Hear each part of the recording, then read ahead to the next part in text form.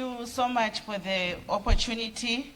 I'd like to thank the Honorable Minister for highlighting the digital connectivity program, which is very much commendable. But I would like to know whether there is a larger national program in place, because I have heard about the 1,500 laptops, but I am aware that we all are, in fact, aware that there are more than 10,000 schools within Zimbabwe. How are they going to then bridge the gap to ensure that there is a situation whereby there is one tablet or one laptop for one student? I thank you. Thank you, Honorable Minister of Education. Thank you, Mr. Speaker, sir. May I thank the Honorable Member, Honorable Gumede, for that question.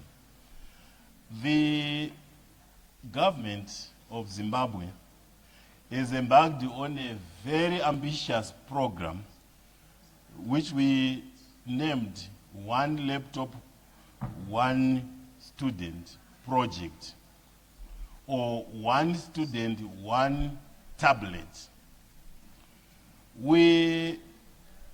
I wish to inform this House that the government is going to procure, in fact we have set the ball rolling to procure laptops and tablets. We are not just looking at 1,500, like I said, that was for 2025. For 2026, we are going to buy thousands of tablets and laptops. We are going to buy more than 500,000, which we will distribute to the schools. But they are not enough for every student to access a tablet. So we will distribute to every school, we will distribute a minimum of 10 laptops to a school.